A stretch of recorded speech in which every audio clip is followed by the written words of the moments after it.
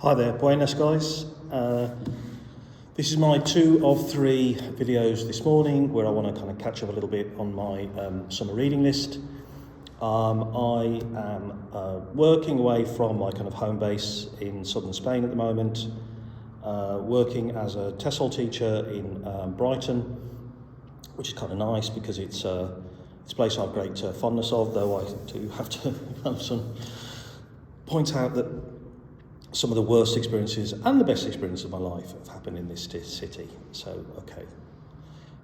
That being said, I did buy this as well. Again, this was a little bit naughty. I bought this mainly because, well, I've always wanted to read it, I suppose, but also because I worked out I had enough points on my Waterstones loyalty card thing so I could buy it without actually buying it, as it were, because, you know, a little bit of a historic thing there. So that kind of salved my conscience, because I am really trying not to buy things. I'm really trying to work through my existing pile of books, right? That's the point of the project.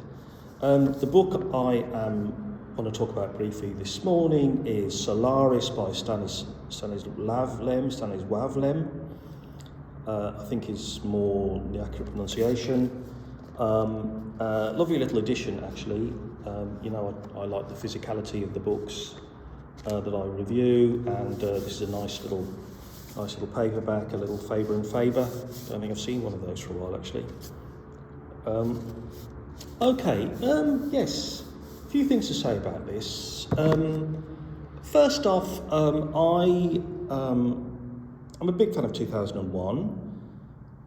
Probably, well, I guess easily more the movies than the far too many books Arthur C. Clarke wrote in the end, let's be honest.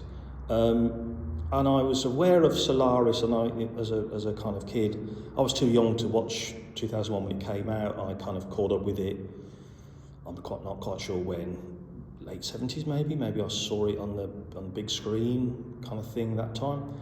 Some sort of revival, right? So I knew there was like a Soviet 2001, which is this mysterious thing, Solaris, and eventually I did track that down. I guess maybe a student film sock thing.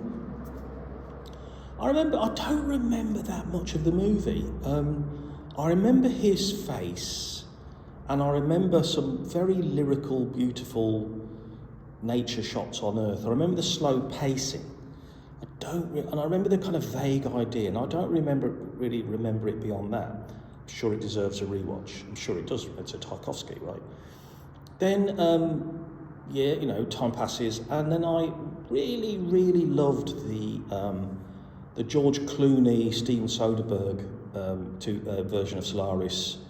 And I thought it was beautiful. I thought it was very moving. I loved the design. I loved the kind of created world. I thought it was very dramatic, very interesting, very moving, all those kind of good things. I loved the music. I remember the soundtrack was a very, very, very, very creative, interesting kind of steel drum thing that I thought was very sonorous and beautiful and really matched the mood. So I was very well disposed to the material. I've never read any Stanislaw Lem, and you know something, I'm probably going to shock myself, if no one else, as a science fiction fan. I don't think have I ever read any Olaf Stapleton? Possibly dipped into First and Last Men, but I wouldn't swear to it, you know. And my impression is that Stanislaw Lem is a bit more like Olaf Stapleton than he is Arthur C. Clarke. Rating. I always try and remind myself that an early subscriber said, give the rating early on so we can decide if we want to watch this. 4 out of 5. 4 out of 5. It's a good book. I found it difficult to get through, but I do find ultimately it was worth it. But yeah, maybe a 3.5 going to a 4. Okay, right. I wouldn't want to keep this. I wouldn't see myself reading this again. I don't think there's enough in it for me, so happy to donate, recycle, pass on. Good points.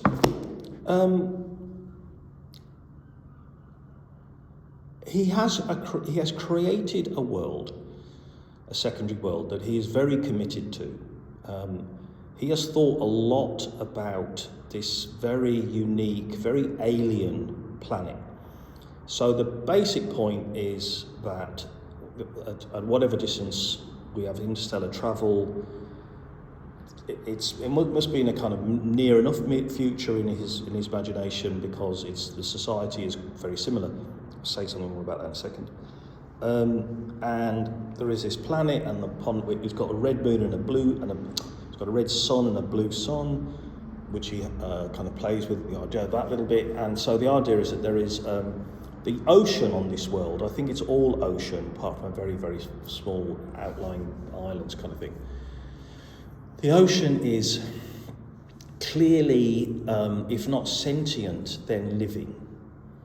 And the ocean is capable of creating forms out of itself that have a solidity and rigidity for a certain length of time. The way he describes these are often these structures are vast and, cathedral-like, and they persist for a while, then they kind of subsume back into the ocean. And we, humanity, has been studying Solaris, the ocean planet, for quite a long time. Interesting things to note about his future world that I thought were so this is written in 61.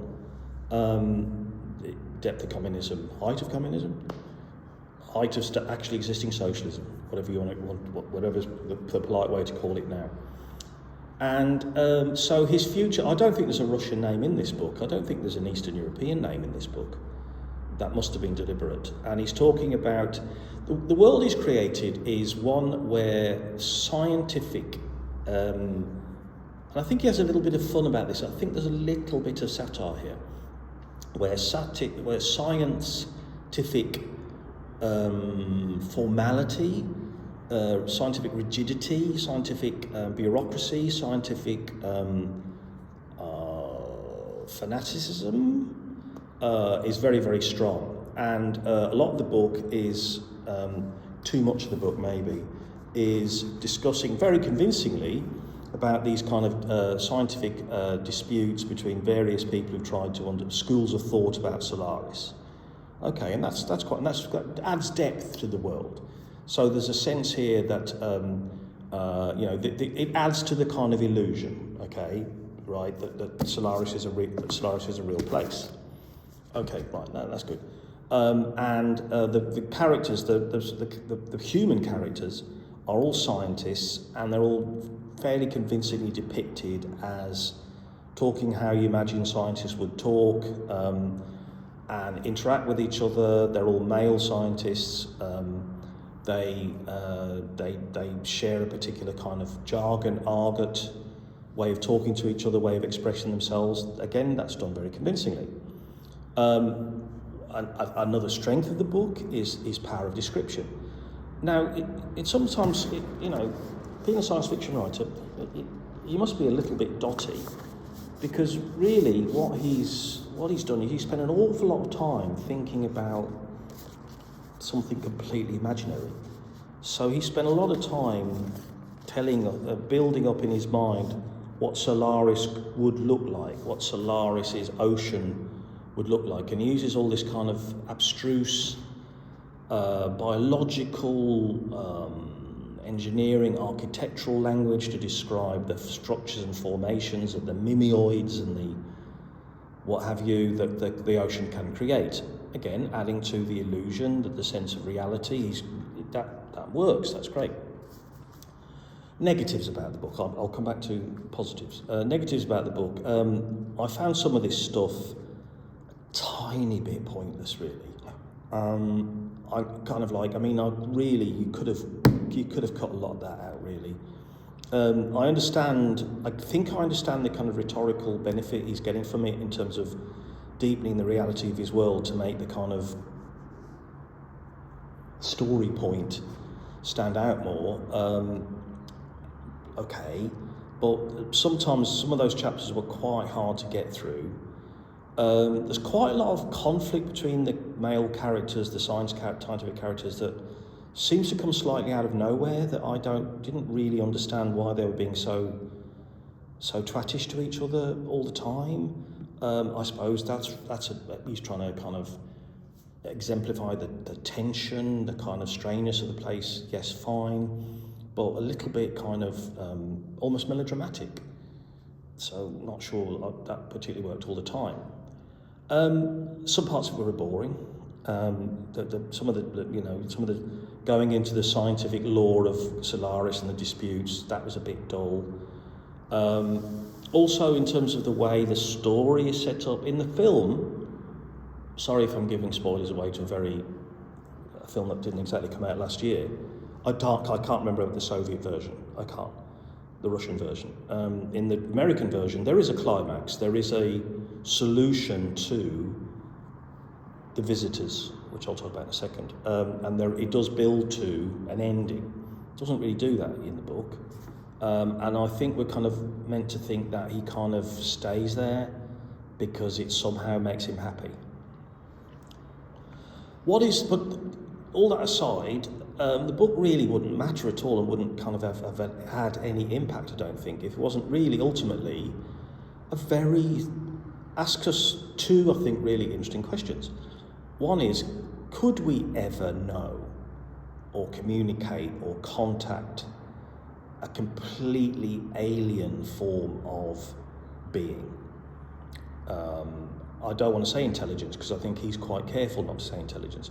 Reminded me a little bit of Peter Watts there, and his great book Blindsight, and the extreme difficulty of communicating with a very, very alien kind of consciousness, right, or not, or whatever. So I think that was really interesting. So he explores that a lot, and is it a slightly despairing? Is it slightly nihilistic? Is it slightly realistic point of view about the impossibility of first contact really ever getting us anywhere? Thought that was interesting, well done. But beyond that, it's a very simple, it's not a love story, it's a grief story. What if, for whatever reason, and maybe no reason, maybe just curiosity, maybe just, again, he's careful to say we'll never know why Solaris, the ocean, did this, and it probably will never do it again. Solaris famously creates images, visitors, they're called, of our loved ones. It kind of looks into our consciousness and our memories, and it recreates, more or less convincingly, loved ones from the past. This happens to everyone on the station at this particular time. It hasn't happened before. He makes I think he drops it, it may never happen again. Again, it's a kind of random event. But the narrator lost his wife, committed suicide, his very young wife. We're right in the 60s here. People got married very young, didn't they? His very young wife, Rhea, committed suicide, felt abandoned by him, and suddenly she reappears. But it's not Rhea. Or is it Rhea? Or is it Rhea enough? And that kind of plays on your mind a bit, because I was thinking about this. I was thinking, if you brought back my brother, if you brought back my sister, and they were obviously not them, but they were kind of enough, would that be okay? Would that be enough? Would you accept them back in? Would you be happy to be with them? Or would their kind of essential falseness ultimately be wrong? Would that be very interesting? And he asks us to kind of, that's really why people read Solaris, right? You don't read it for the descriptions of the beautiful descriptions at times, or the abstract descriptions of this impossible place, right, or imaginary place. It's that question, it's that love story, and it's sad and it's beautiful, and I think it's very. It asks something of us. It's quite primal. It kind of, it challenges you to think about that. I think that's why Solaris is regarded as a classic. Back to I think like Olaf Stapleton, I think Lem ended up more of a kind of philosopher more than he did anything else, and a futurologist and a kind of thinker about society, and all these things. Now remember, I don't read the Wikipedia article about the stuff, so I don't know this. This is my impression. And but still at this time, he was certainly still a bit wanted to be a writer and wanted to be a science fiction writer. And on that basis, I think it is worth pursuing, because I do think that is a very interesting question. I would say, if you have no patience at all for the idea of all this description of this imaginary planet, I'd watch the George Clooney film, because I think that tells the story in a beautiful, accessible and relatable way. But all in all, worth it, worth the time, good book, not going to keep it, but interesting, worth a read. Okay, so that's my review of that book.